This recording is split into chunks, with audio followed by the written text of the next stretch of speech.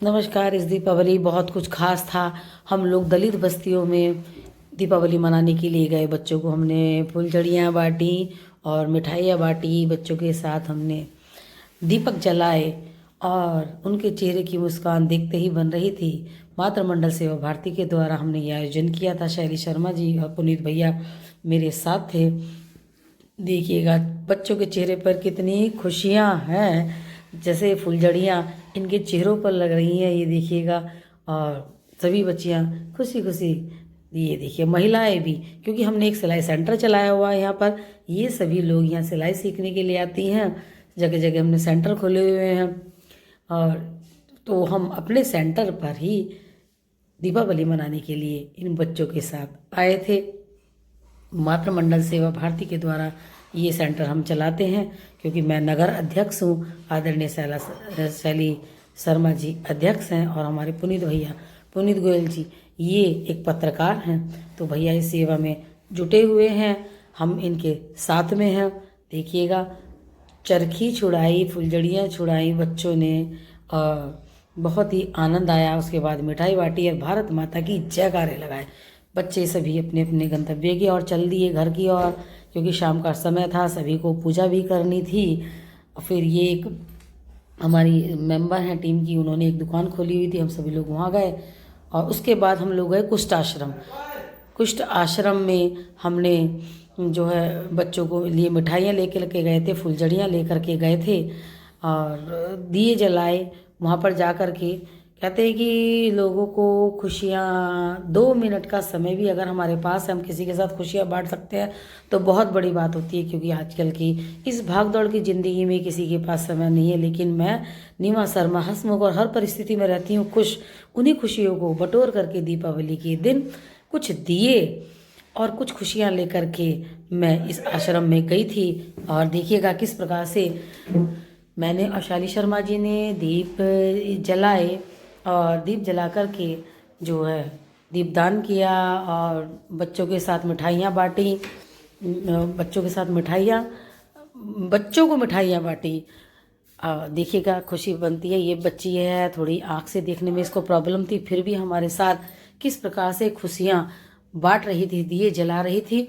कहते हैं माँ लक्ष्मी सब पर अपनी कृपा बनाए रखे। ये लोग इस आश्रम में रहते हैं, तो हम लोगों को भी इनके पास कभी कभी आना चाहिए। मैं अक्सर आ जाती हूँ कभी कभी यहाँ पर कुछ देने के लिए बच्चों को। यहाँ पर अगर किसी के पास पुराने कपड़े भी होते हैं तो वो भी आप यहाँ दे सकते हैं। खाने के लिए भी आप लोग ला सकते हैं।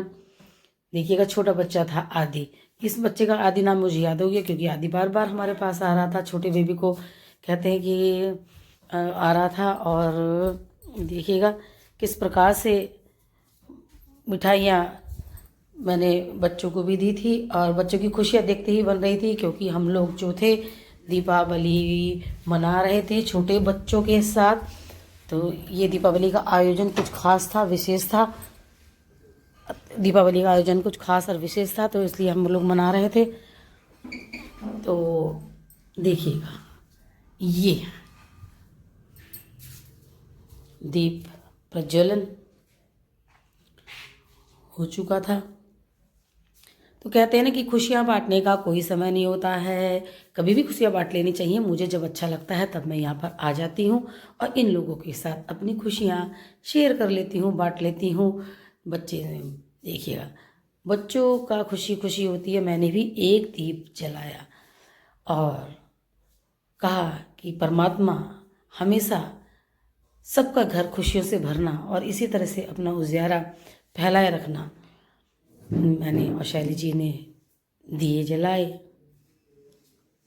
तो ये खुशी का पल था कि मुझे बहुत अच्छा लगा यहाँ पर जाकर के कि हम लोग दिवाली तो मनाते ही हैं, लेकिन इनके साथ दिवाली मना के मेरी बहुत ही स्पेशल दिवाली हुई इन बच्चों के साथ और इन परिवारों के साथ।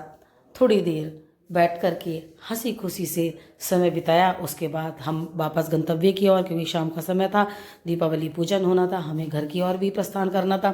तो मैं और पुनीत भैया और शैली जी, जैसे आप सब देख सकते हैं सभी पीछे खड़े हैं, भावना जी, तो हम लोग अपने घर की ओर निकले। साथ में हमारे बच्चे हमारे साथ थे, बड़ा बेटा मेरा और शैली जी का था, क्योंकि उन्हीं के साथ हम यहाँ तक आए थे और उन्हीं के साथ ही हमें घर तक पहुँचना था। कहते हैं कि फसल को बोते हैं तो अगर मेहनत करते हैं तो वो हमें बहुत कुछ देती है। तो जी हाँ, तो बच्चे हमें लेकर के गए और बच्चे हमें लेकर के आए। तो ये बहुत बड़ा योगदान बच्चों का भी हमारे साथ में था, क्योंकि हम ही संस्कार अपने बच्चों को अगर देंगे तभी बच्चा कुछ सीखता है। तो इसी तरह से हम वापस घर की ओर चल पड़े, क्योंकि शाम के टाइम का पूजन था। तो अगले ब्लॉग में मैं आपको अपनी कॉलोनी का टूर कराऊंगी और रात को दीपावली का पूजन से लेकर के सभी चीज़ दिखाने वाली हूँ। आप सब बने रहे, लाइक सब्सक्राइब कमेंट करते रहिएगा। धन्यवाद।